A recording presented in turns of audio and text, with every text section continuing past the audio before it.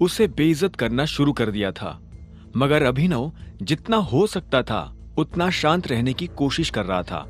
उसे पता था कि ये एक लंबी रात होने वाली है और वो इस रात को ऐसा कोई पंगा नहीं करना चाहता था जिससे उसे फिर से अनन्या और उसके परिवार की दो बातें सुननी पड़े। उसने कामिनी से कहा, मैं अनन्या की कंपनी में काम नहीं करता हूं, हम लोग अंदर चले। और आज अचानक से ये रीयूनियन रखने की क्या सूझी? हरीश ने यह सुनते ही अपना गला साफ किया और कामिनी के हाथ में अपना हाथ डालते हुए बोला, चलो अंदर चलते हैं, वो देखो कृतेश भी आ गया। हेलो कृतेश। अभिनव ने जैसे ये सुना तो वो पलटकर देखने लगा। कृतेश बिना अभिनव को देखे उसके बगल से निकल गया था।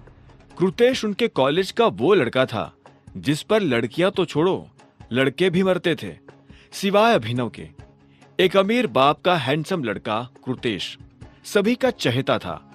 लड़कियां उससे अपना बॉयफ्रेंड बनाने के सपने देखती रहती थी और लड़की उससे अपना जिगरी दोस्त।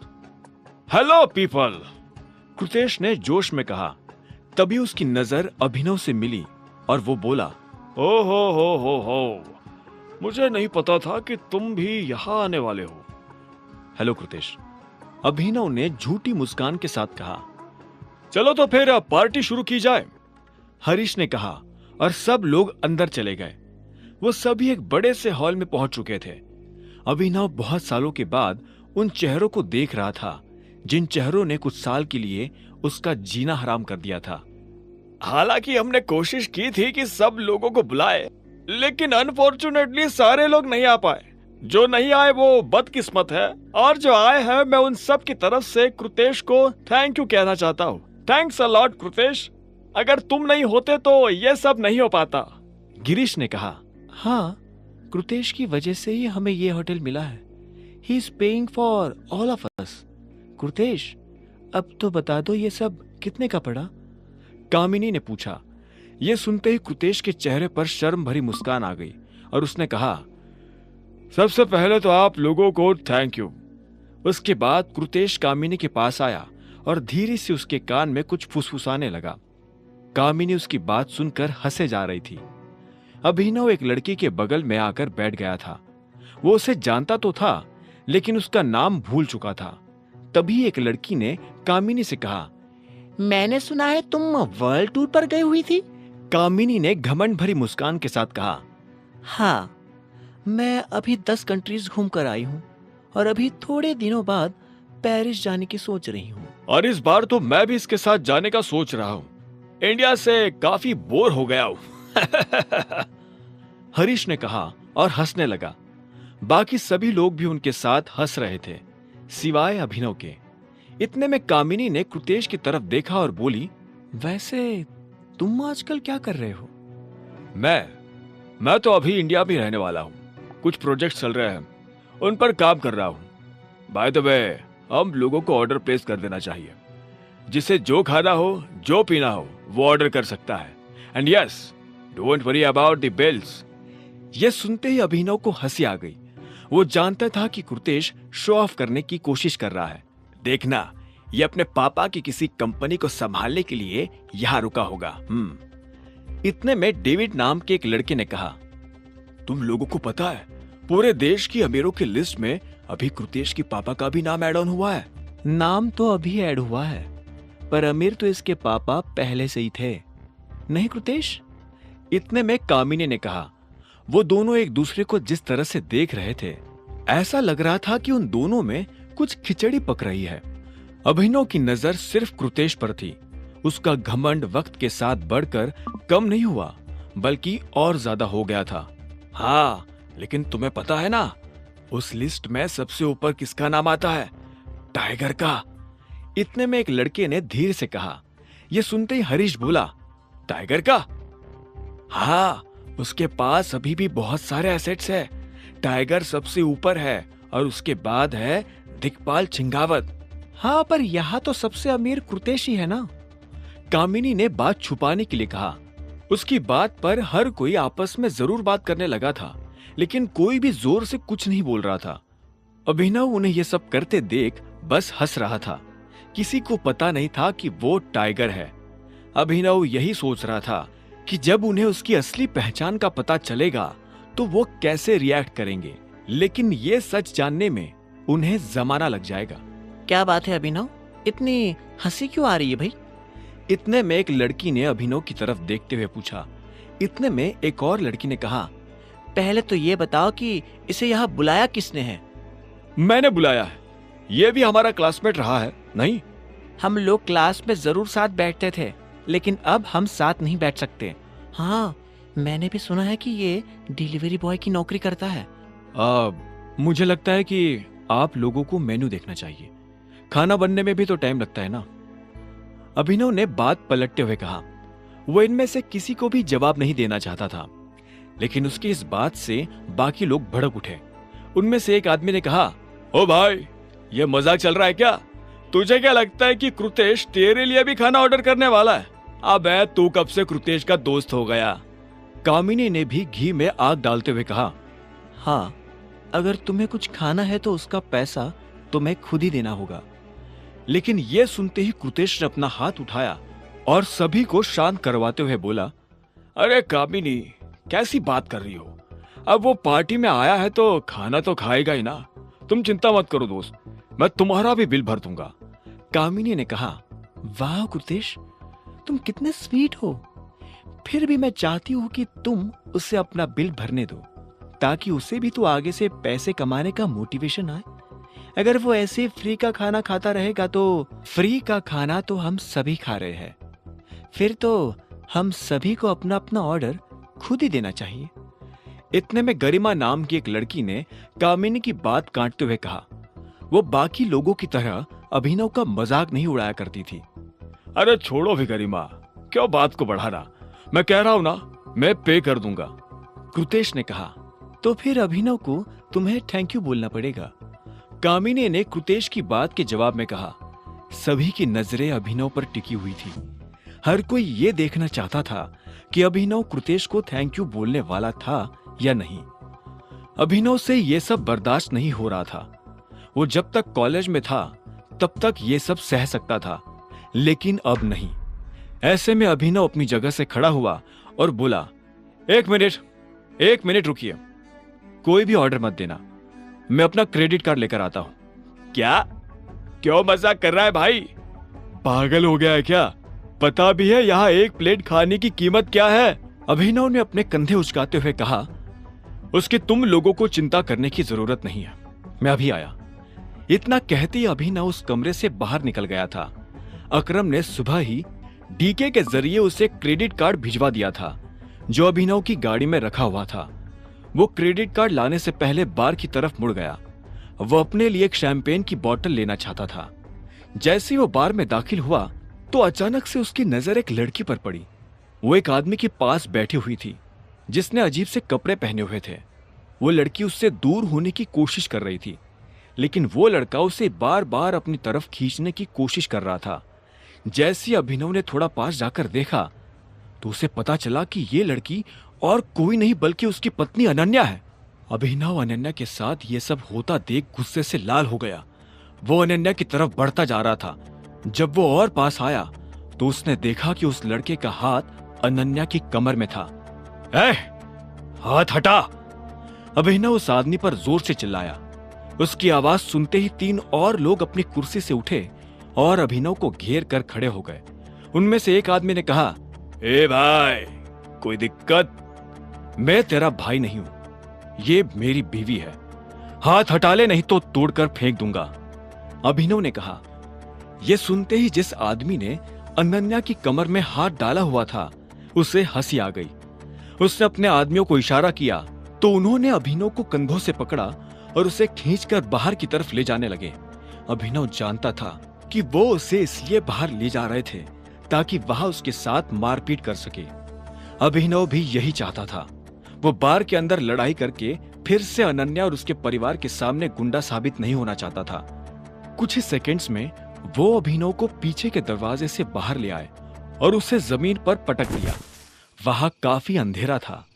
ऐसे में किसी के लिए भी वीडियो बनाना या फोटो खींचना मुश्किल था। अब अगर 1 सेकंड भी यहां दिखाई दिया ना तो लात मारकर नोएडा पहुंचा दूंगा। चल निकल यहां से। एक आदमी ने अभिनव को धमकी देते हुए कहा। अभिनव अपनी जगह पर खड़ा हुआ और बोला, साले, पहले तो खुद तो पाकिस्तान से वापस आ जा। इतना कहते ही अभिनव ने उसके पेट में एक जोरदार लात मारी और वो आदमी बहुत दूर जाकर गिरा।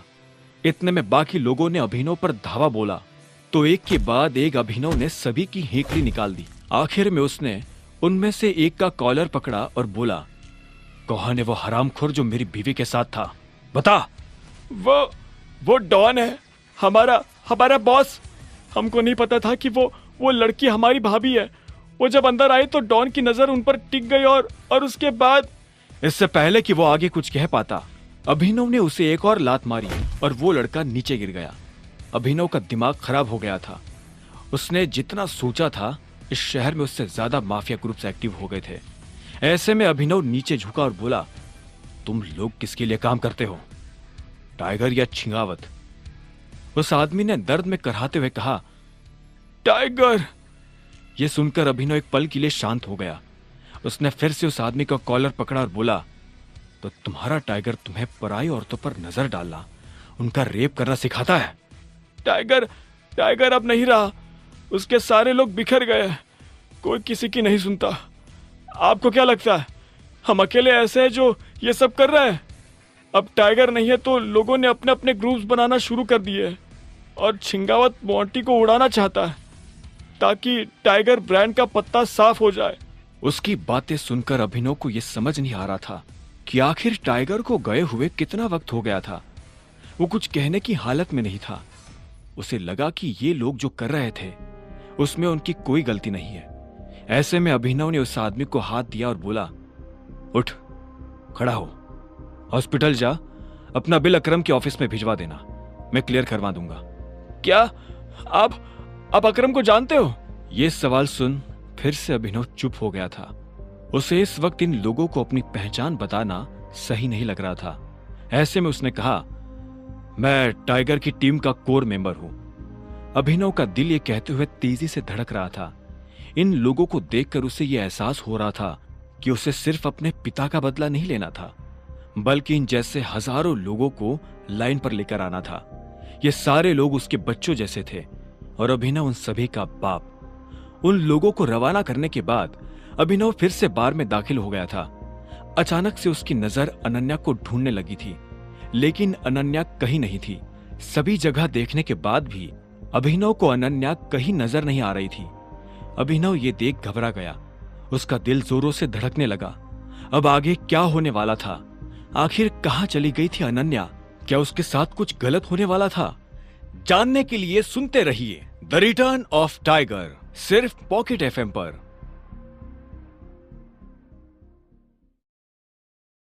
मिनी ने उसके मजे लेने के लिए कहा, क्या हुआ, बहुत ज्यादा है, नहीं पे कर पाओगे? मुझे तो लगता है कि तुम्हारे खाते में 500 रुपए भी नहीं होंगे। इतने में वहां खड़ी एक और लड़की ने कहा, उस टाइम तो बड़ी बड़ी फेंक रहा था, अब हवा निकल गई बेचारी की। यह सुनते ही अभिनव ने उस लड़की को पलट कर देखा। फिर उसकी नजर कृतेश पर पड़ी, जो हरीश से बात करते हुए चलता आ रहा था। कामिनी कृतेश को आते हुए देख मुस्कुरा रही थी। अभिनव समझ गया था कि कामिनी ने कृतेश को बुलाया था ताकि वो कृतेश के सामने अभिनव को बदनाम कर सके। वो ये भी समझ गया था कि उन लोगों ने 5 लाख के खाने में से मुश्किल से 50,000 का खाना खाया होगा। बाकी सारा खाना अभिनव को नीचा दिखाने के लिए मंगवाया गया था। इतने में हरीश वहां पहुंचा और बोला, क्या हुआ, तुम बिल नहीं भर पा रहे हो? इफ यू डोंट माइंड, मैं पे कर सकता हूं, वैसे भी मेरे लिए यह अमाउंट इतना बड़ा नहीं है, कृतेश ने कहा और मन ही मन में मुस्कुराने लगा। अभिनव ने उसके चेहरे पर मुस्कान देख ली थी। उसने अपनी जेब से कार्ड निकाला और वेट्रेस की तरफ बढ़ा दिया। जैसे ही कामिनी ने उसका कार्ड देखा तो उसके होश उड़ गए। Black card?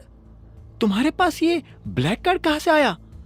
कामिनी ने कहा और अभिनव के हाथ से कार्ड लेकर उसे ध्यान से देखने लगी। उस पर अभिनव का नाम लिखा हुआ था, अभिनव गढ़वाल।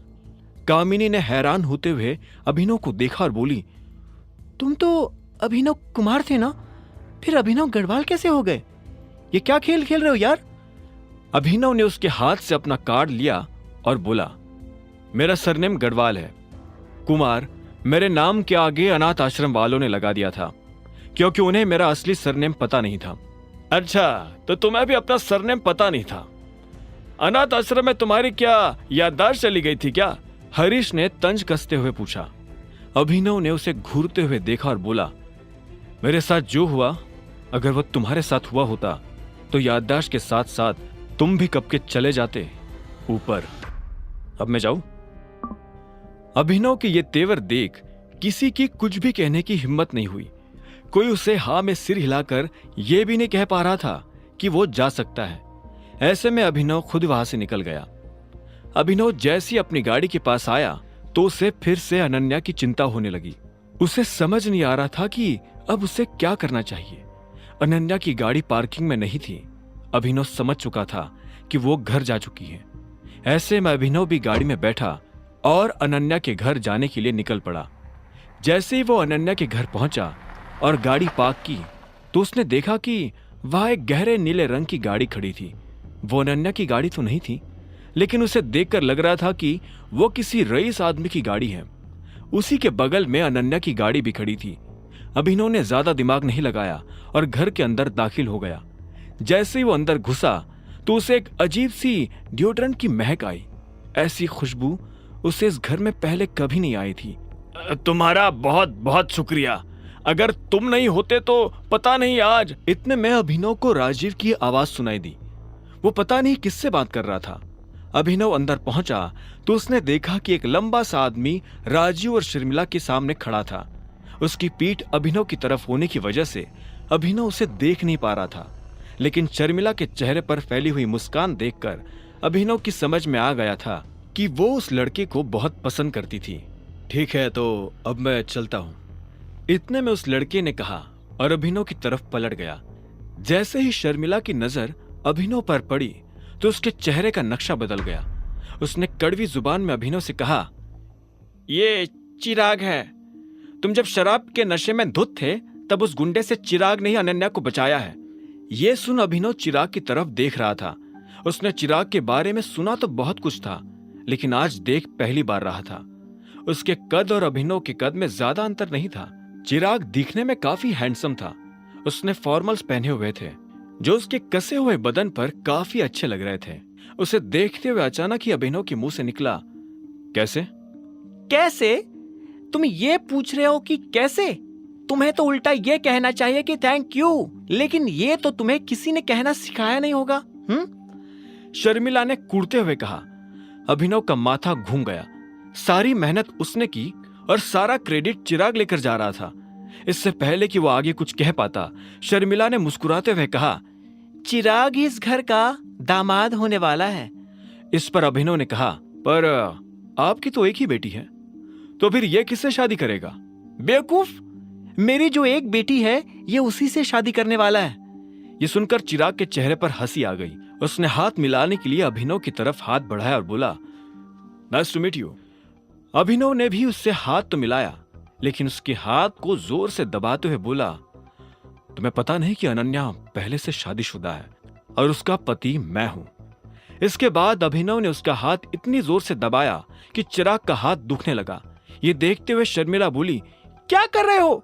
जान से मार दोगे क्या बेचारे को, गुंडे कहीं के? अभिनव ने चिराग का हाथ छोड़ दिया। शर्मिला ने आगे कहा, क्या कर रहे थे तुम ये? तुम्हें क्या लगता है कि ये तुम्हारी तरह हर जगह लड़ाइयां करता फिरता है?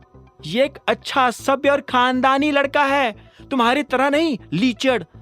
अच्छी बात है, लेकिन अनन्या से शादी मेरी हुई है, वो मेरी बीवी है, अभिनव ने कहा। हुई नहीं है, करवाई गई है जबरदस्ती, और कोई भी जबरदस्ती करवाई गई चीज ज्यादा दिन तक नहीं टिकती, समझे? मेरी जिंदगी में हमेशा से एक बेटी की कमी थी, भगवान ने चिराग को भेजकर वो भी पूरी कर दी। शर्मिला शांत हो जाओ, इतने में राजीव ने बीच में आते हुए कहा। लेकिन शर्मिला आज शांत नहीं होने वाली थी। उसने अभिनव को देखा और आगे बोली, अनन्या तुम्हारी पत्नी नहीं है। तुम अपने आप को उसका पति मान सकते हो, लेकिन टेम्पररी, उसका परमानेंट पति तो चिराग ही बनेगा। ये सुनकर अभिनव को शर्मिला से चिढ़ होने लगी। पता नहीं शर्मिला अपनी जिंदगी से क्या चाहती थी। इससे पहले कि अभिनव उससे कुछ कहता, शर्मिला ने चिराग से कहा, चलो चिराग, मुझे एरो गैरो के मुंह लगना पसंद नहीं है। और वो चिराग को अपने साथ वहां से ले गई। ये सब सुनते ही अभिनव का सिर दुखने लगा था। उसे समझ नहीं आ रहा था कि अब उसे आगे क्या करना चाहिए। इतने में राजीव उसके पास आया और बोला, तुम्हें पता है, मुझे लगा था कि मैं अपनी बेटी के मामले में तुम्हारे ऊपर थोड़ा बहुत भरोसा कर सकता हूं, लेकिन आज जो तुमने किया उसके बाद मेरा वो भरोसा भी टूट गया। आखिर तुम मेरी बेटी को ऐसी हालत में छोड़कर कैसे जा सकते थे? ये सुनते अभिनव हैरान हो गया। उसने कहा, ये आप क्या कह रहे हैं? उल्टा मुझसे सवाल मत करो अभिनव, मुझे पता है तुमने क्या किया। जब कोई गुंडा अनन्या को तुम्हारी आंखों के सामने परेशान कर रहा था, तब उसे ऐसी हालत में छोड़कर तुम भाग गए। बस इतनी ही थी तुम्हारी मर्दानगी। और फिर यहां खड़े होकर सीना चौड़ा करके कह रहे हो कि तुम उसके पति हो। राजीव ने जवाब में कहा। अमूमन शांत रहने वाले राजीव का गुस्सा आज बढ़ता जा रहा था। अभिनव उसका ये रूप देखकर हैरान हो गया था। एक पल के लिए उसने कुछ नहीं कहा। फिर आखिर में उसने अपना थूक निगला और बोला, किस गधे ने आपसे यह कहा कि मैं भाग गया था? आपसे जिसने भी यह कहा उसने आपको बताया नहीं कि मैं बाहर क्या कर रहा था। अनन्या को किसी सभ्य और खानदानी लड़के ने नहीं, मैंने बचाया है। यह सुनते ही राजू ने हताश होकर ना में सिर हिलाया और बोला, इससे पहले कि मेरा गुस्सा और बढ़ जाए, प्लीज तुम ये झूठ बोलना बंद करो। सच में मैं तुमसे बहुत डिसअपॉइंट हुआ। मुझे नहीं लगता कि तुम मेरी बेटी से शादी करने के लायक भी हो। इतना कहकर राजीव भी अंदर चला गया। अभिनव हैरानी भरी नजरों से उसे जाते हुए देख रहा था। उसे समझ में आ गया था कि यह सारी कहानी उन दोनों को और किसी ने नहीं बल्कि चिराग ने सुनाई थी। अभिनव को ऐसा लग रहा था कि उसके साथ धोखा हुआ है। वो चिराग से इस बात का बदला लेना चाहता था। वो चिराग को उसी की दवा का स्वाद चखाना चाहता था। अभिनव गुस्से में अनन्या के कमरे में आ गया था। जब वो अंदर पहुंचा तो उसने देखा कि अनन्या सो चुकी है। अभिनव अपने आप को अनन्या को ठहर कर देखने से रोक नहीं पाया। वो सच में काफी सुंदर लग रही थी। अभिनव ने अपना सामान एक कोने में आहिस्ता से रख दिया। वो नहीं चाहता था कि अनन्या की नींद खराब हो। वो धीरे से उसके बिस्तर पर आया और कंबल ओढ़कर उसके पास लेट गया। अभिनव ने अपनी आंखें बंद कर ली थी और उसकी आंखों के सामने वही रात ताजा हो गई थी जब वो पहली बार ऐसे अनन्या के कमरे में न जाने कैसे पहुंच गया था। अब आगे क्या होने वाला था? क्या अनन्या और अभिनव की ये नजदीकी उन्हें एक दूसरे के दिल में जगह बनाने देगी? क्या अभिनव और अनन्या को एक दूसरे से प्यार हो जाएगा? और क्या करने वाला था अभिनव चिराग के साथ? जानने के लिए सुनते रहिए द रिटर्न ऑफ टाइगर, सिर्फ पॉकेट एफएम पर। अभिनव को अनन्या के बगल में लेटकर वो रात याद आ रही थी। वो बस ये समझने की कोशिश कर रहा था कि आखिर वो कैसे अनन्या के कमरे में पहुंचा था। लेकिन इससे पहले कि उसे इस बात का जवाब मिल पाता, इतने में अभिनव को एक जोरदार चीख सुनाई दी।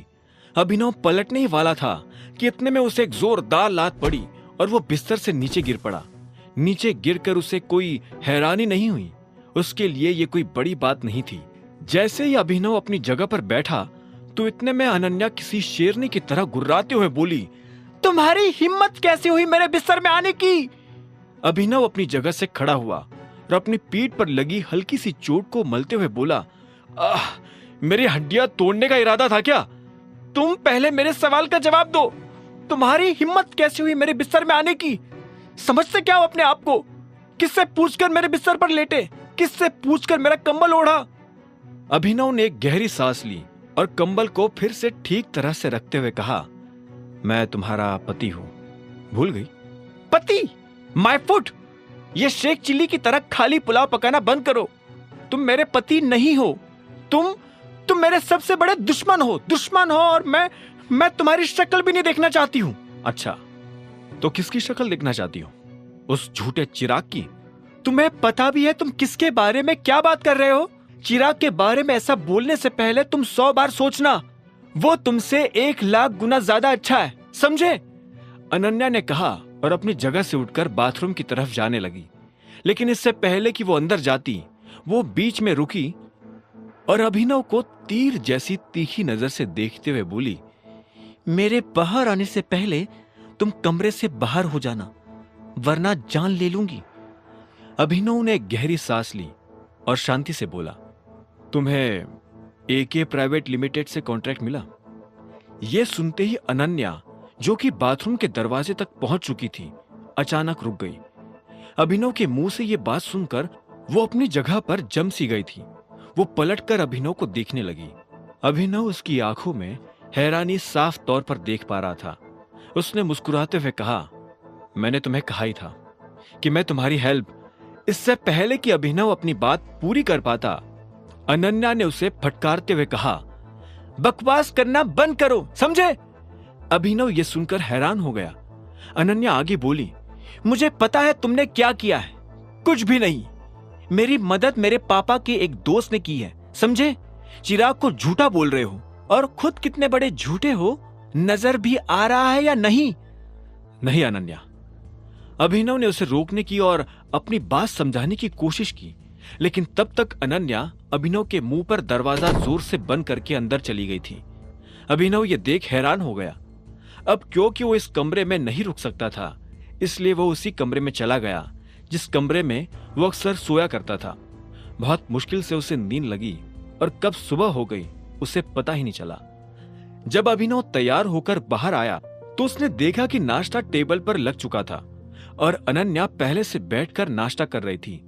हरदेव पाल सिंह भी अपनी कुर्सी पर बैठे थे, इसलिए अभिनव भी चुपचाप अपनी कुर्सी पर आकर बैठ गया था। हरदेव ने कहा, मैंने सुना है कि अकरम ने कॉन्ट्रैक्ट साइन कर दिया है। जी दादाजी, अनन्या ने कहा। हरदेव ने धीरे से हाँ में सिर हिलाया और बोला, चलो अच्छा है, कम से कम तुम्हें अपना रास्ता तो बनाना आता है। मैं आज के बाद आपको कभी डिसअपॉइंट नहीं करूंगी। अनन्या ने जैसे ये कहा तो अभिनव उसकी शक्ल देखने लगा। अनन्या के चेहरे पर एक अजीब सी बेचैनी नजर आ रही थी। अपने दादाजी की नजर में अपनी खोई हुई इज्जत फिर से पाने के लिए अनन्या कुछ भी करने को तैयार थी। इतने में हरदेव ने अभिनव की तरफ देखा और बोले, तुमने कहीं काम करना शुरू किया? हाँ, मैं भी अकरम सर की कंपनी में ही काम कर रहा हूं। किस पोजीशन पर हो? Office assistant. यह सुनते ही शर्मिला जोर से हंस पड़ी। सभी लोग उसे इस तरह से हंसता देख हैरान हो गए, लेकिन शर्मिला रुकी नहीं। उसने हंसते हुए आगे कहा, तुम जैसे लोग ऐसे ही नौकरी करेंगे। वैसे चिराग तो हर महीने लाखों कमाता है, तुम कितना कमा लेते हो? अभिनव ने इस बात का कोई जवाब नहीं दिया। वो जानता था कि अगर वो अपनी तरफ से कुछ भी कहता तो शर्मिला उसे फिर से खाने को दौड़ती, पर अभिनव का कुछ न कहना भी उसे बहुत भारी पड़ा। शर्मिला ने कहा, क्या हुआ? कुछ बोला नहीं जा रहा? हाँ? शर्मिला रुकने वाली नहीं थी। ऐसे में हरदेव बीच में आया और बोला, बस ठीक है शर्मिला, हम लोग खा रहे हैं और खाते वक्त हमें इस तरह की बातें नहीं करनी चाहिए। उसकी बात सुनते ही सब लोग चुप हो गए थे। अभिनव जल्दी से अपना नाश्ता खत्म करके बाहर निकल आया था। वो शर्मिला को अपनी टांग खींचने का और मौका नहीं देना चाहता था। उसका मन तो कर रहा था कि अभी के अभी शर्मिला के घर जैसे 100 घर खरीदे और शर्मिला जैसे लोगों को उनकी औकात दिखा दे, लेकिन वो ऐसा नहीं कर सकता था। उसके पास शांति रखने के अलावा और कोई चारा नहीं था। अभिनव ऑफिस पहुंच चुका था। जब वो अपने कैबिन में बैठा था तो जैनी भड़कते हुए उसके कैबिन में आई और दरवाजा खोलते हुए बोली, ये सब क्या है? हाँ? अभिनव पलटकर अपनी कुर्सी के पीछे देखने लगा। उसे समझ नहीं आ रहा था कि जैनी किससे बात कर रही है। ये देख जैनी का दिमाग और गर्म हो गया और वो चीखते हुए बोली, मैं तुमसे बात कर रही हूं। हाँ तो इतना चिल्ला क्यों रही हो? आराम से भी बोल सकती हो। हम ऑफिस में हैं, प्लीज शो सम मैनर्स। ओहो हो, देखो जरा कौन मैनर्स की बात कर रहा है? तुम जिसने ये सब किया है। ये देखो, इस कस्टमर ने हमें सिर्फ 2 स्टार्स दिए हैं। तुम ही इससे डील कर रहे थे ना? तो तुमने इससे ऐसा क्या कहा जो इसने सिर्फ 2 स्टार दिए हैं? जैनी ने अभिनव की टेबल पर एक फाइल पटकते हुए पूछा। अभिनव ने फाइल उठाकर उसे एक सेकंड के लिए देखा और फिर बोला, तुम मेरे मजे ले रही हो? तुम्हें पता नहीं कि कल मैंने किसी भी लड़की का फोन अटेंड नहीं किया था। मेरे पास सिर्फ 4 कॉल्स आए थे और वो चारों लड़कों के थे जिनसे मैंने बहुत मैनर्स के साथ बात की थी। अच्छा, तो फिर ये कैसे हुआ? एक्सप्लेन करो। तुम झूठ बोल रहे हो। तुम हर चीज अपने हिसाब से क्यों करना चाहते हो? सीईओ सर ने तुम्हें मैनेजर की पोस्ट से निकाल दिया तो तुम इस बात का खुन्नस निकाल रहे हो। मैं फिर से कह रहा हूं, मुझसे अच्छे से बात करो। नहीं तो क्या कर लोगे? तुम्हें पता नहीं है, लेकिन यहां तुम्हारी सीनियर मैं हूं। अभिनव ने यह सुनकर एक गहरी सांस ली। जेनी को उसकी फाइल वापस की और बोला, प्लीज अभी मेरे ऑफिस से बाहर निकल जाओ। मेरे पास इन सब बातों के लिए टाइम नहीं है। मिस्टर अभिनव, मुझे एक्सप्लेनेशन चाहिए। अगर तुमने मुझे नहीं बताया कि यह सब कैसे हुआ तो मैं तुम्हें अभी के अभी अकरम सर के पास लेकर जाऊंगी और वो तुम्हें एक झटके में नौकरी से निकाल देंगी। जैनी ने अभिनव को धमकी देते हुए कहा। यह सुनते ही अभिनव के चेहरे पर मुस्कान आ गई और उसने कहा, अच्छा तो ठीक है, करके देखते हैं। क्या करके देखते हैं? यही जो तुमने कहा। जाओ, अकरम सर को जाकर बोलो कि मैं एक्सप्लेनेशन नहीं दे रहा हूं, फिर देखते हैं कि किसकी नौकरी जाती है। यह सुनते ही जेनी को गुस्सा आ गया। उसने ठंडी आंखों से अभिनव को देखा और उसके कैबिन से बाहर निकल गई। Thank you. इधर अभिनव ने भी कुछ देर के बाद एक फोन काट दिया था। उसे दिन भर फोन आते रहते थे। हर कोई उसे अपनी अपनी प्रॉब्लम्स बताता था और वो उन्हें सॉल्व करता था। अभिनव को इस काम में जरा भी मजा नहीं आ रहा था। उसका लंच टाइम हो गया था, पर अभी तक उसका फोन बजे जा रहा था। अकरम चाहता तो उसे किसी दूसरे डिपार्टमेंट में भेज सकता था, लेकिन उसने अभिनव को जानबूझकर यहां भेजा ताकि उसके पास अपना खुद का एक कैबिन हो। अभिनव अपने कैबिन से बाहर निकला और कैंटीन में कुछ खाने चला गया। वो खाने तो बैठ गया था, लेकिन उसे याद आया कि जल्दबाजी में वो अपना फोन अपने कैबिन में ही भूल आया था। जेनी के जाने के बाद उसने जेनी को नहीं देखा था, लेकिन वो जानता था कि अकरम उससे निपट लेगा। खाना खाने के बाद जब वो अपने कैबिन की तरफ ही जा रहा था कि अचानक उसे कामिनी नजर आई। वो मैनेजर के कैबिन से बाहर आ रही थी। जब उसने अभिनव को देखा तो वो हैरान हो गई और उसे इग्नोर करने लगी। उसने अपने चेहरे के दाईं तरफ सारे बाल गिरा लिए ताकि उसे अभिनव को ना देखना पड़े। अभिनव ने भी उसे नहीं देखने का नाटक किया और सीधा अपने कैबिन में चला गया। जैसे ही वो अपने कैबिन में घुसा तो देखा कि अकरम और जेनी उसके कैबिन में बैठे हुए थे। अभिनव उन दोनों को वहां देखकर हैरान हो गया। वो अंदर आया तो जेनी की शक्ल देखकर उसे एहसास हुआ कि अकरम जेनी को डांट रहा था। आओ आओ टाय, अभिनव आओ। अकरम ने अभिनव को देखते हुए कहा, क्या हुआ, सब ठीक है? आपको कुछ चाहिए? अभिनव ने पूछा।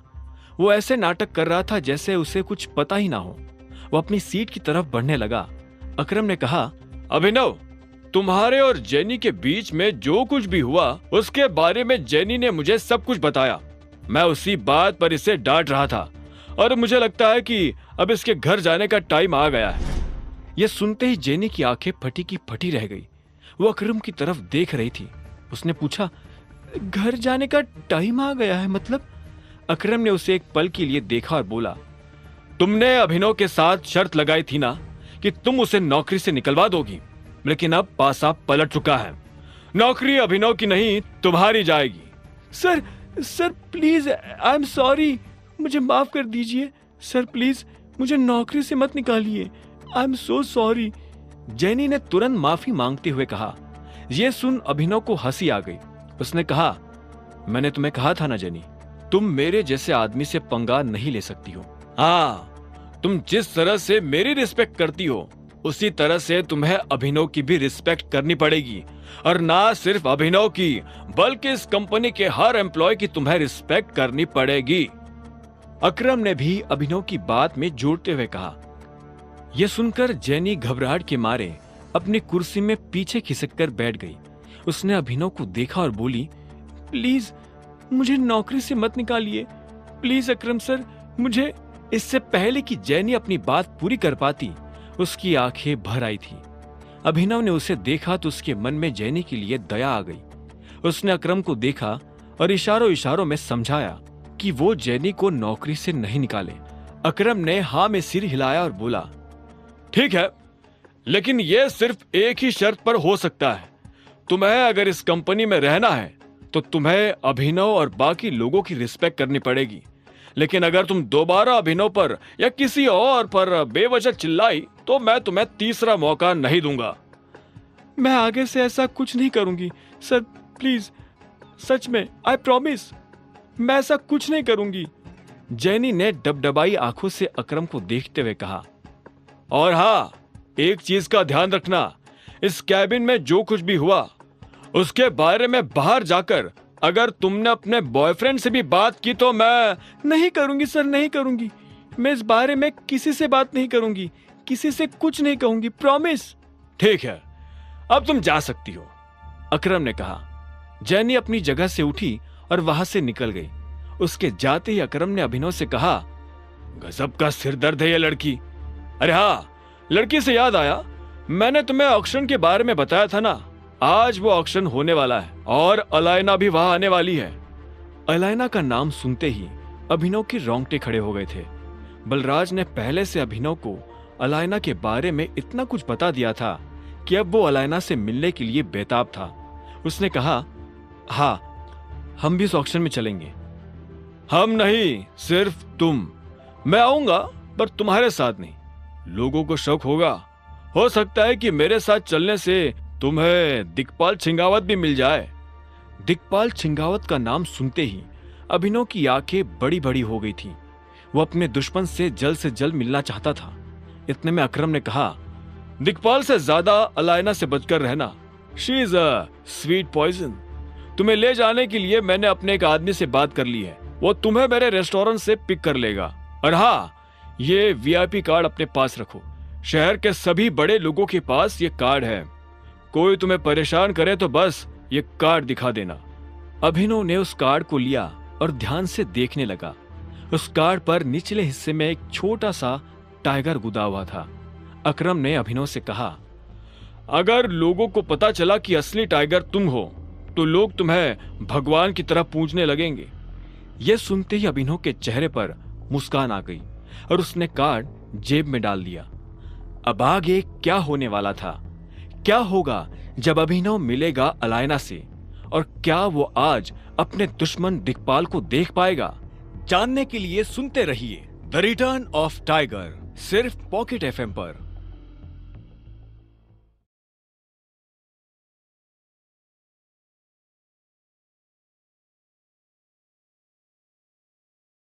अलायना से मिलने की खबर मिलने के बाद अभिनव का दिन बहुत जल्दी पूरा हो गया। जो काम उसका आज बाकी रह गया था वो अब उसे कल पूरा करने वाला था।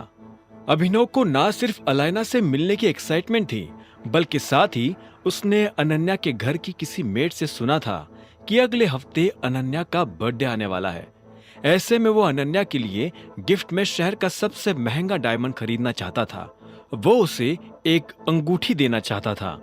दोनों की शादी हो गई थी, लेकिन अनन्या के हाथ में अभिनव के नाम की अंगूठी नहीं थी। पर ऑफिस से निकलने में उसे काफी देर हो गई थी। ऑफिस से निकलकर वो सीधा उस होटल में पहुंच गया जहां से अकरम के आदमी उसे लेने आने वाले थे। उसने इस बीच अपने लिए एक महंगा सा सूट खरीद लिया था और साथ ही वो मजे से खाना खा रहा था। जब शाम को वो अकरम के आदमियों के आने के इंतजार में अपने कमरे में आराम कर रहा था, तभी अकरम का फोन आया। उसने पूछा, सब ठीक है? तुम्हारी खातिरदारी में कोई कमी तो नहीं है? बिल्कुल भी नहीं, सब कुछ बहुत बढ़िया है, अभिनव ने कहा। इतने में उसके दरवाजे पर दस्तक हुई। अभिनव ने उठकर दरवाजा खोला तो देखा सामने दो लोग खड़े थे। अभिनव सर, मेरा नाम कैलाश है और ये संग्राम। हम दोनों को अकरम सर ने भेजा है। हम आपको ऑक्शन के लिए लेने आए हैं। अभिनव ने हाँ में सिर हिलाया और बोला, बस एक मिनट। इतना कहते ही वो शीशे के सामने जाकर खड़ा हो गया और अपने बाल ठीक करने लगा। वो नहीं चाहता था कि अलायना के ऊपर उसका इंप्रेशन खराब जाए। फिर उसने एक महंगा सा परफ्यूम लगाया जिससे सारा कमरा महक उठा और उन दोनों के साथ कमरे से बाहर आ गया। अभिनव संग्राम और कैलाश के साथ गाड़ी में बैठकर रवाना हो गया था। कैलाश गाड़ी में ही बैठा था और संग्राम अभिनव को लेकर ऑक्शन हॉल में दाखिल हो गया था। अभिनव और संग्राम अपनी अपनी कुर्सियों पर जाकर बैठ गए थे। उस हॉल में उन दोनों के अलावा तकरीबन 20 और लोग मौजूद थे। वहां का माहौल देखकर ऐसा लग रहा था कि ऑक्शन पहले ही शुरू हो चुका था। 5 करोड़ और ये बोली जाती है, ऑक्शन लगाने वाले आदमी ने कहा। लेकिन अभिनव का ध्यान उस आदमी पर नहीं था। वो बस इधर उधर देख रहा था। उसकी नजर अलायना को ढूंढ रही थी। जब उसे अलायना कहीं भी दिखाई नहीं दी तो उसने संग्राम से पूछा, अलायना कहाँ है? संग्राम ने तुरंत हॉल में इधर उधर देखा और बोला, वो तीसरी रो में बैठी है, हमारे पास वाले कॉलम में, और अपने सीधे हाथ की तरफ इशारा करने लगा। अभिनव ने भी उसी दिशा में देखा तो उसे एक लड़की की पीठ नजर आई। अभिनव उस लड़की के कपड़ों को देखते ही समझ गया था कि वो बहुत अमीर है। भले ही वो अलायना का चेहरा नहीं देख पा रहा था, लेकिन उसे पूरा यकीन था कि वो काफी खूबसूरत थी। उसके एक पैर पर दूसरा पैर डालकर बैठने का अंदाज ही उसके बारे में बहुत कुछ कह रहा था। और हमारा अगला आइटम है कारपेट, और इस कारपेट की बोली शुरू होती है 3 करोड़ से। इतने में बोली लगवाने वाले आदमी ने वहां बैठे सभी लोगों का ध्यान अपनी तरफ खींचते हुए कहा, इसे मैं लूंगा। इतने में अभिनव को अपने पीछे बैठे एक आदमी की आवाज आई। तभी बोली लगवाने वाले ने फिर से कहा, क्या कोई इस आइटम पर बोली लगाना चाहता है?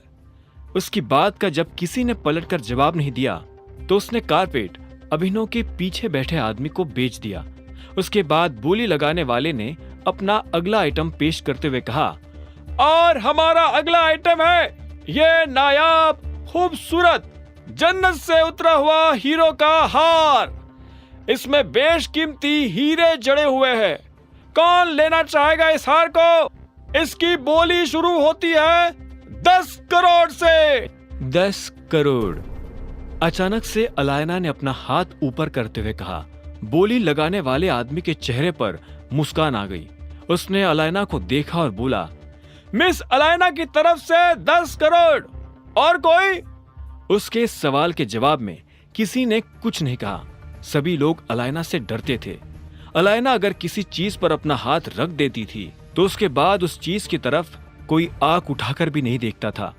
एक बार दिक्पाल ने जरूर ऐसा कुछ करने की कोशिश की थी और तब से अलायना दिक्पाल की जान के पीछे हाथ धोकर पड़ी है। 11 करोड़। इतने में अभिनव ने पीछे से कहा। यह सुनते ही अलायना पलटकर अभिनव को देखने लगी। अभिनव भी पहली बार अलायना के खूबसूरत चेहरे को देख रहा था। अभिनव तो उसे देखकर मुस्कुरा रहा था, लेकिन अलायना जिन तीखी नजरों से उसे देख रही थी, उसे देखते ही अभिनव समझ गया था कि उसने अलायना को नाराज कर दिया है। लेकिन अभिनव चाहता ही यही था। अगर वो ऐसा नहीं करता तो उसका इस ऑक्शन में आने का कोई फायदा नहीं था। बलराज ने अलायना के मामले में अभिनव को जो कुछ करने से मना किया था, अभिनव आज अलायना के सामने वही सब करने वाला था। मिस्टर अभिनव की तरफ से 11 करोड़। 15 करोड़। अलायना ने भी तुरंत जवाब दिया। यह सुनते ही अभिनव के चेहरे पर मुस्कान आ गई और उसने कहा, 15 करोड़ 111 रुपए। ये क्या पागलपन है भाई? अभिनव की यह बात सुनकर किसी ने पीछे से कहा। इतने में बोली लगाने वाले ने अभिनव का बोला अमाउंट फिर से रिपीट कर दिया। संग्राम अभिनव के पास आया और बोला, सर, अलायना पहले से काफी नाराज हो चुकी है। आप उसे और नाराज क्यों कर रहे हैं?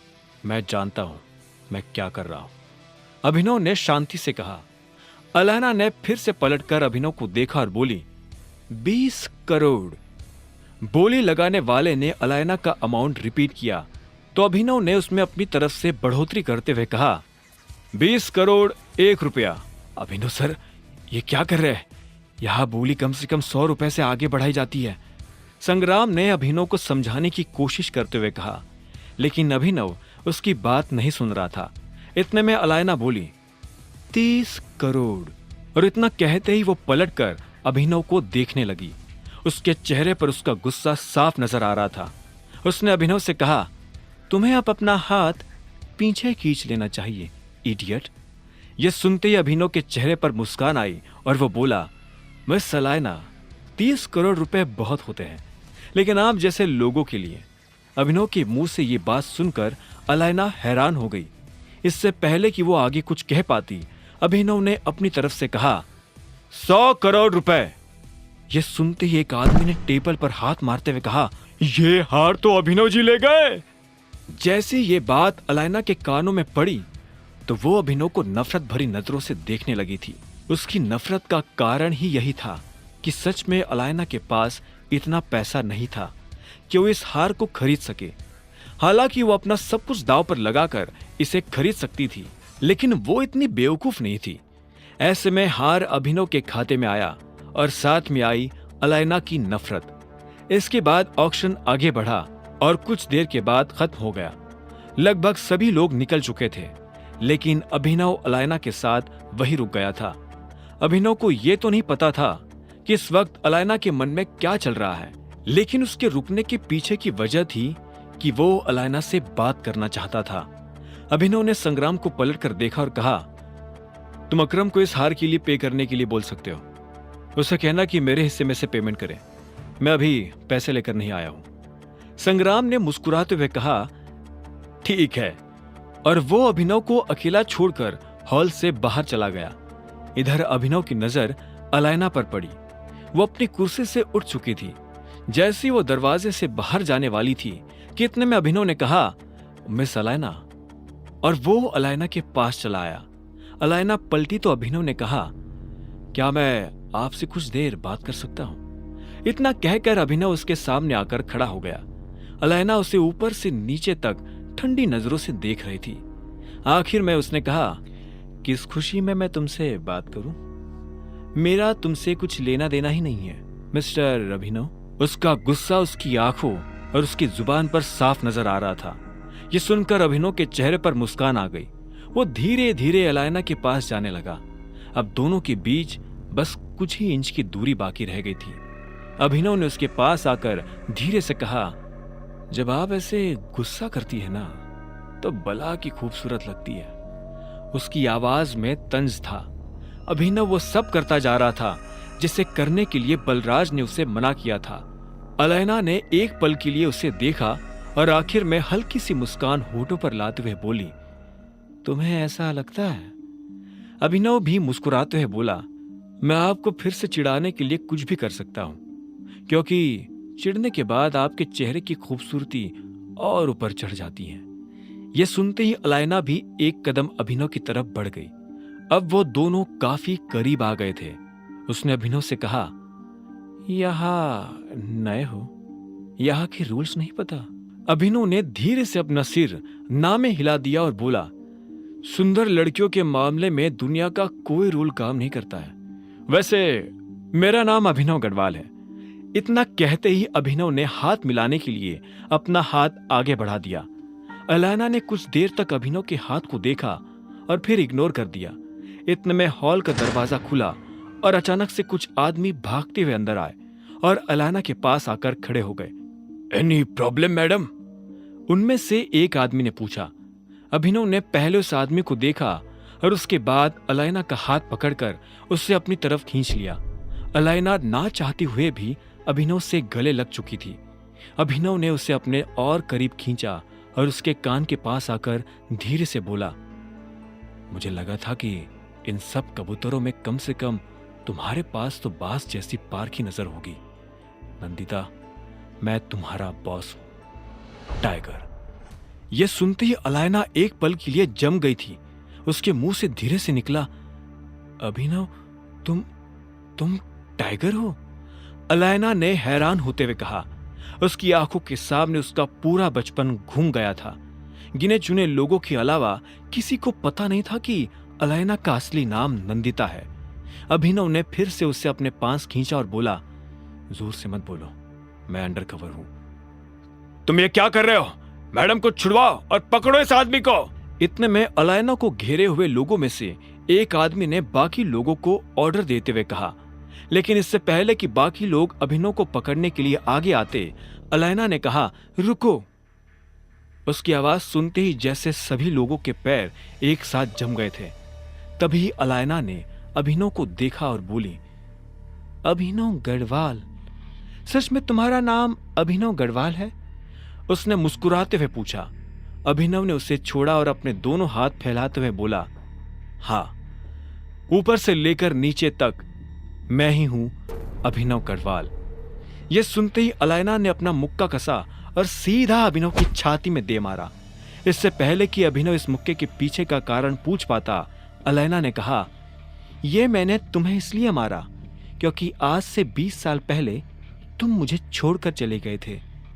अभिनव को दर्द भी हो रहा था, लेकिन वो मुस्कुरा भी रहा था।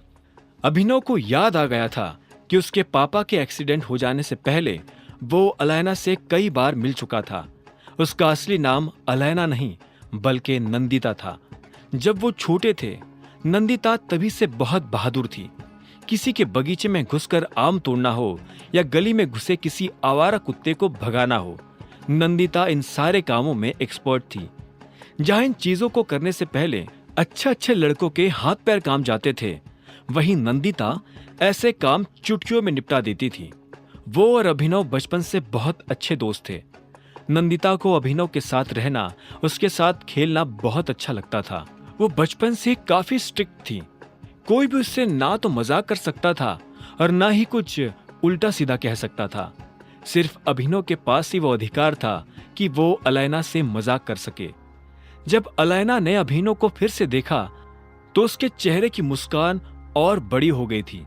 अलायना उसके पास आई और उसे अपना कार्ड थमाते हुए बोली, अगर हिम्मत हो तो मुझे फोन करके दिखाना, और हंसते हुए वहां से निकल गई। इसी तरह अभिनव ने अपनी कोर टीम के आखिरी मेंबर का दिल भी जीत लिया था। अब आगे क्या होने वाला था? क्या अलायना और अभिनव का बचपन का ये रिश्ता उसकी शादी में दरार डाल देगा? और कब मिलने वाला था अभिनव दिक्पाल छिंगावत से? जानने के लिए सुनते रहिए द रिटर्न ऑफ टाइगर, सिर्फ पॉकेट एफएम पर।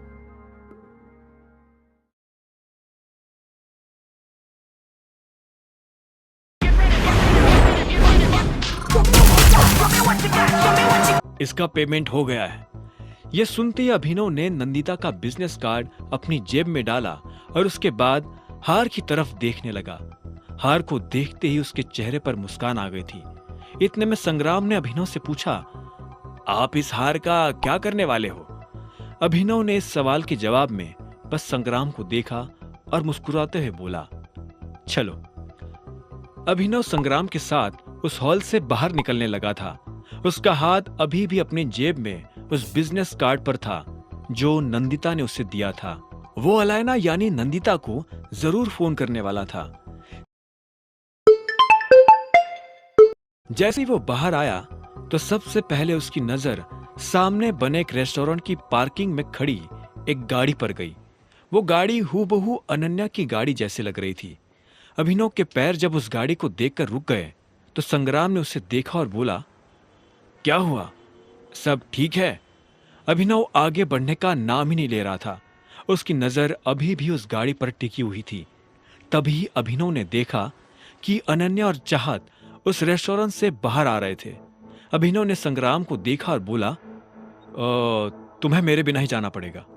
फिर अभिनव ने अपनी जेब में हाथ डालकर गाड़ी की चाबी निकाली और संग्राम को देते हुए बोला, यह हार मेरी गाड़ी में रख देना और गाड़ी अकरम की यहां खड़ी कर देना, मैं उसे कल लेने आ जाऊंगा।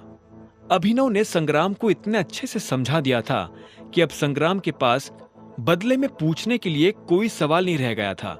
अभिनव ने भी अनन्या की तरफ बढ़ना शुरू कर दिया था। जैसे ही चाहत ने अभिनव को अपनी तरफ आते हुए देखा तो वो खुशी से चहकते हुए बोली, अभिनव। ये नाम सुनते ही अनन्या की त्योरिया चढ़ गई और अगले ही पल वो हताश भी हो गई। उसने देखा कि अभिनव सामने से चला आ रहा था। जैसे वो अनन्या के पास आया तो उसने पूछा, तुम यहाँ क्या कर रहे हो? अभिनव ने जवाब देने से पहले ही 1 सेकंड के लिए अनन्या को देखा। उसने बहुत सुंदर ड्रेस पहनी हुई थी। अब अभिनव ने अनन्या के सवाल पर आते हुए कहा, मैं यहाँ कुछ खाने आया था और जब मुझे तुम दिखी तो मैंने सोचा चलो अब मैं फ्री में घर भी पहुंच जाऊंगा। मेरी कार में बैठने के बारे में सोचना भी मत, अनन्या ने कहा और वो अपनी गाड़ी की तरफ बढ़ने लगी। चाहत और अभिनव भी उसके पीछे जा रहे थे। अनन्या ने जैसे अपनी गाड़ी का दरवाजा खोला तो इतने में चाहत ने उसे रोकते हुए कहा, क्या कर रही हो यार, वो तेरा पति है। नहीं, वो मेरा पति नहीं है, अनन्या ने चिढ़ते हुए कहा। फिर वो गाड़ी में बैठी और दरवाजा बंद कर लिया। आखिर में उसने चाहत को देखा और बोली, तू मेरी गाड़ी में बैठ रही है या नहीं? नहीं, मैं तेरी गाड़ी में नहीं बैठने वाली हूं। अगर तुम इसे अपने साथ नहीं लेकर जाओगी तो मैं इसे अपने साथ लेकर जाऊंगी, समझी? चाहत के मुंह से यह जवाब सुनते ही अनन्या ने झटके से पलटकर उसे देखा और बोली, नहीं, तुझे क्यों इसकी इतनी चिंता हो रही है? ये कोई बच्चा नहीं है, कैब लेकर घर आ जाएगा। लेकिन वो कैब नहीं लेना चाहता है। मैं फिर कह रही हूं, अगर तू इसे लेकर नहीं गई तो मैं इसे लेकर चली जाऊंगी अपने घर, चाहत ने कहा और वही जमकर खड़ी हो गई। जिस तरह से चाहत अभिनव को सपोर्ट कर रही थी, अनन्या को यह बिल्कुल भी अच्छा नहीं लग रहा था। वो जानती थी कि चाहत जो कर रही है उसे लेकर वो सीरियस है, लेकिन वो अभिनव और चाहत को किसी भी तरह से एक दूसरे के करीब नहीं आने देना चाहती थी। आखिर में अनन्या ने अपनी जिद छोड़ी, अपनी गाड़ी का दरवाजा खोला और अभिनव की तरफ देखते हुए बोली, तुम अंदर आ सकते हो। यह सुनते ही अभिनव के चेहरे पर मुस्कान आ गई। वो तुरंत गाड़ी में बैठ गया और बोला, thank you so much Ananya, तुमने तो मेरी जान ही बचा ली। मेरे पास लास्ट 500 रुपए बचे थे और मैं उन्हें खर्च नहीं करना चाहता था। अभिनव की ये बात सुनकर अनन्या को और गुस्सा आ गया। अभिनव को अनन्या के दोस्त के सामने ये कहते हुए भी शर्म नहीं आ रही थी कि उसकी जेब में आखिरी 500 रुपए रह गए थे। चाहत ये सुनकर हंसी और बोली, देखा, मैंने कहा था ना कि बंदा डाउन टू अर्थ और ऑनेस्ट है, जो सच है वो सीधा कह देता है। हाँ, लेकिन मुझे इसकी ऐसी टुच्ची बातें सुनने में कोई इंटरेस्ट नहीं है, अनन्या ने कहा। यह सुनकर चाहत और जोर से हंसने लगी। तभी उसकी नजर फिर से अभिनव के सूट पर पड़ी और उसने कहा, ये तो एक ही ब्रांड का है ना? इतना सुनते ही अनन्या ने भी गौर से अभिनव के सूट को देखा और बोली, एके? तुमने एके का सूट पहना हुआ है? मुझे तो लग रहा था कि ये मेरा दिया हुआ सूट है। तुम इतना महंगा सूट कहां से ले आए? वो अकरम सर ने मुझे कुछ एडवांस पेमेंट दिया था ना, तो मैंने सोचा कि उससे मैं अपने लिए एक सूट तो खरीद ही लूं। ऐसी कौन सी कंपनी है जो एडवांस पेमेंट देती है? अनन्या ने पूछा। अभिनव मुस्कुराया और बोला, वो क्या है ना, सर को मेरा काम पसंद आया तो मैंने ऐसे ही उनको बोल दिया कि सर कुछ एडवांस मिल सकता है, तो वो मान गए और उन्होंने मुझे कुछ पैसे दे दिए। फिर मैंने सूट खरीद लिया ताकि तुम्हारे साथ कहीं आऊं जाऊं तो तुम्हारी तरह अच्छा दिख सकूं। अभिनव अनन्या को मक्खन लगाने की कोशिश कर रहा था। अनन्या उसकी बातों को कितना ध्यान से सुन रही थी ये तो पता नहीं, लेकिन चाहत उसकी बात बहुत ध्यान से सुन रही थी। उसने अनन्या को छेड़ने के लिए कहा, वैसे तुम्हें सूट पहनने की कोई जरूरत नहीं अभिनव, तुम बिना सूट के भी हैंडसम लगते हो, just like a hot cake.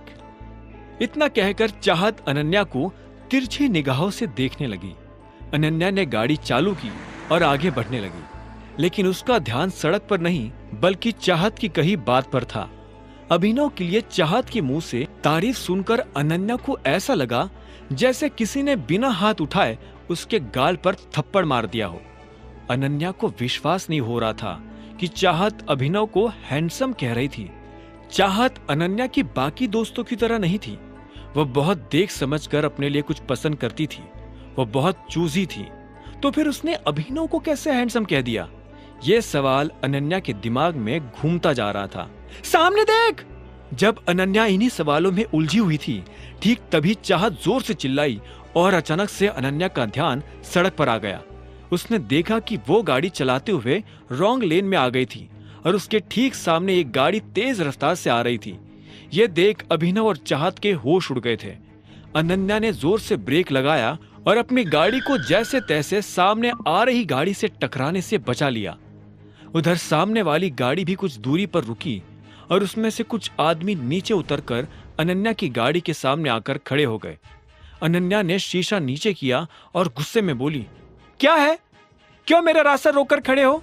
इससे पहले कि अनन्या के सामने खड़े आदमियों में से कोई जवाब दे पाता, पीछे से चाहत ने कहा, उस लड़के का नाम ईशांत है। ये लोग दिग्पाल छिंगावत के आदमी है। तो ये लोग मुझसे क्या चाहते हैं? अनन्या ने गुस्से में पूछा। अभिनव इस सब के बीच बस चाहत को देख रहा था। उसे यह समझ नहीं आ रहा था कि चाहत प्रिंस नाम के इस लड़के को कैसे जानती थी। अभिनव को ये तो समझ आ रहा था कि दिक्पाल चिंगावत एक बड़ा आदमी है और उसे हर कोई जानता है, लेकिन उसके आदमी का नाम चाहत जैसी लड़की को पता होना, यह अभिनव को कुछ हजम नहीं हो रहा था। इतने में चाहत गाड़ी से नीचे उतरी और बोली, क्या चाहिए? इतने में अभिनव भी गाड़ी से नीचे उतर गया और उन लड़कों को देखने लगा। उन लोगों की तादाद इतनी भी नहीं थी कि अभिनव अकेला उनसे ना निपट सके। जब उनमें से किसी ने जवाब नहीं दिया तो चाहत ने फिर से कहा, कोई कुछ बोलेगा? इतने में उनमें से एक आदमी आगे आया और बोला, प्रिंस मर चुका है और मैं यहाँ उसकी मौत का बदला लेने आया हूँ। क्या? ये क्या कह रहा हो ईशान? प्रिंस मर गया? एनीवेज, उसकी मौत में हमारा कोई हाथ नहीं है, चाहत ने कहा। उसके जवाब में ईशान बोला, उसकी मौत का बदला पूरे गुड़गांव से लिया जाएगा और वैसे भी जिसने उसे मारा है वो यही हमारे सामने है। इतना कहते ईशान अभिनव की तरफ देखने लगा था। वो जिस तरह से अभिनव को देख रहा था उससे ऐसा लग रहा था कि वो अभिनव को जानता था। देखो, ना तो मैं तुम्हें जानती हूँ और ना ही तुम्हारे किसी प्रिंस को, इसलिए प्लीज मेरा रास्ता छोड़ो, मुझे घर जाने दो, मुझे देर हो रही है। अनन्या गुस्से में बीच में आकर बोली। ये सुनते ईशान को हंसी आ गई। वो जोर से हंसते हुए बोला, तुझे घर जाना है, वो भी मेरे बिना? देख क्या रहे हो, उठा लो इसे। ईशान की बात सुनते ही उसके कुछ आदमी अनन्या की तरफ बढ़ने लगे थे, लेकिन इससे पहले कि वो अनन्या के पास आ पाते, अगर तुम में से एक भी आदमी आगे आया तो वापस पीछे जाने लायक नहीं बचेगा। अभिनव की बात सुनकर ईशान को और जोर से हंसी आ गई। उसने कहा, पहले तो मुझे कम गुस्सा आया था, लेकिन अब मुझे और ज्यादा गुस्सा आ रहा है। उस लड़की को यहाँ लेकर आओ अभी। ईशान के आदमी फिर से अनन्या की तरफ बढ़ने लगे थे। अनन्या को घबराहट हो रही थी। उसे लग नहीं रहा था कि अभिनव इन लड़कों से उसे बचा पाएगा, लेकिन जैसे एक आदमी ने अनन्या का हाथ पकड़ने के लिए अपना हाथ बढ़ाया तो इतने में अभिनव ने उसका हाथ जकड़ा और जोर से दबा दिया। उस आदमी को भयंकर दर्द हो रहा था और वो बुरी तरह से चिल्ला उठा। अभिनव उसे चिल्लाते हुए देख मुस्कुराया और उसके दाईं तरफ से आ रहे एक आदमी के पेट में लात मार दी। इसके बाद उसने दो और लोगों के सीने में मुक्का मार दिया। एक आदमी ने जब अभिनव की कमर को जकड़ने की कोशिश की तो अभिनव ने अपनी कोहनी से उसका सिर फोड़ दिया। एक के बाद एक ईशान के सारे आदमी नीचे गिरते जा रहे थे। बचे हुए कुछ आदमी भी अभिनव पर हमला करने के लिए आगे आ ही रहे थे कि इतने में कहीं दूर से पुलिस के सायरन बजने की आवाज आनी शुरू हो गई। जैसे ही ईशांत ने यह आवाज सुनी तो वो चिल्लाया, शिट, पुलिस आ गई, भागो। उसकी बात सुनते ही एक के बाद एक गिरते पड़ते सभी लोग ईशान की गाड़ी में बैठे और उनकी गाड़ी तेजी से बाहर रवाना हो गई।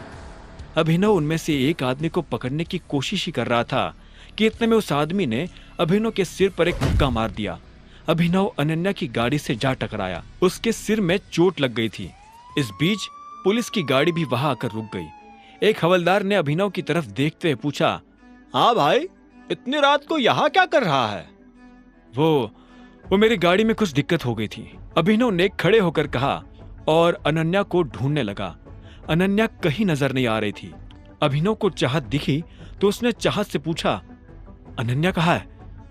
उसका ब्लड प्रेशर बढ़ गया था, वो बेहोश हो गई है, चाहत ने कहा और ड्राइवर सीट की तरफ बढ़ते हुए बोली, मुझे उसे हॉस्पिटल लेकर जाना पड़ेगा। इतने में अभिनव ने उसे रोका और कहा, तुम इनके साथ घर जाओ, मैं उसे हॉस्पिटल ले जाऊंगा। चाहत ने अभिनव की बात मानी और फिर पुलिस वालों की तरफ बढ़ने लगी। जो कुछ भी हुआ उसके बारे में चाहत ने पुलिस को स्टेटमेंट दिया और फिर उन्हीं के साथ घर जाने के लिए रवाना हो गई। इधर अभिनव भी अनन्या को हॉस्पिटल ले जाने के लिए निकल पड़ा था। इस बीच अभिनव ने राजीव और शर्मिला को भी फोन कर वो सब बता दिया जो अभी हुआ था। अब आगे क्या होने वाला था, क्या होगा जब अनन्या होश में आएगी, क्या उसे अभिनव की सच्चाई का पता चल जाएगा और कैसे जानती थी चाहत प्रिंस और ईशान को? जानने के लिए सुनते रहिए द रिटर्न ऑफ टाइगर, सिर्फ पॉकेट एफएम पर।